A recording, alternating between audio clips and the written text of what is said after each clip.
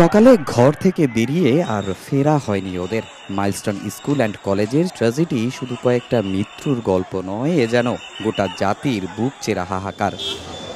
মিরপুরেও সবাইকে দেখা গেল নিশ্চুপ, অথচ প্রথম জয়ের পর ভক্তদের কাছে দিনটা থাকার কথা ছিল আনন্দের।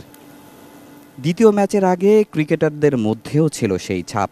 অর্ধনমিত পতাকা, বাংলাদেশ ও পাকিস্তান দু দলের ক্রিকেটারদের হাতেই ছিল কালো ব্যান্ড।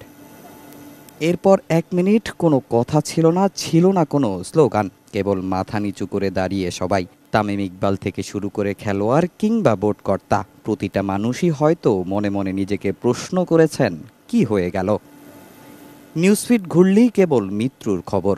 দুঃখ কিছুটা লাঘব করতে মিরপুরে ছুটে এসেছেন ভক্তরা। আমি গতকালকে রাত্রে কিছু খাওয়া দাওয়া করতে পারি না, এত মর্মাহত আমি। জাস্ট হচ্ছে বাংলাদেশের প্রতি টানে এবং বাংলাদেশের তাওহীদ হৃদয় এবং আমাদের বাংলাদেশের খেলার জন্যই জাস্ট হচ্ছে আমরা স্টেডিয়ামে আসা। বাচ্চারা, কেউ আমার ভাইয়ের বয়সী, কেউ আমার ছোট বোনের বয়সী, খুব খারাপ লাগছে।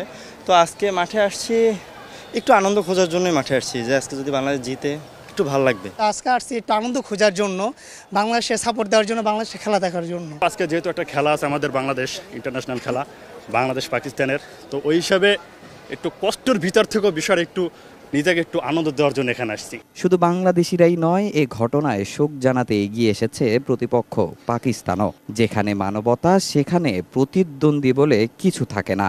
শোকের ভাষা সবখানি এক, নীরবতা। এ ম্যাচের ফলাফল লিপিবদ্ধ হবে কাগজে, কিন্তু এই শোক থাকবে প্রতিটা মানুষের হৃদয়ে। শিশুগুলোর মৃত্যুতে একদিনের শ্রদ্ধা নয়, এটা আমাদের দায়, আমাদের লজ্জা আর প্রত্যাশা কখনো যেন এভাবে খালি না হয় কোনো মায়ের কোল। মিরপুর শেরে বাংলা ক্রিকেট স্টেডিয়াম থেকে তামিম হোসেন, সময় সংবাদ, ঢাকা।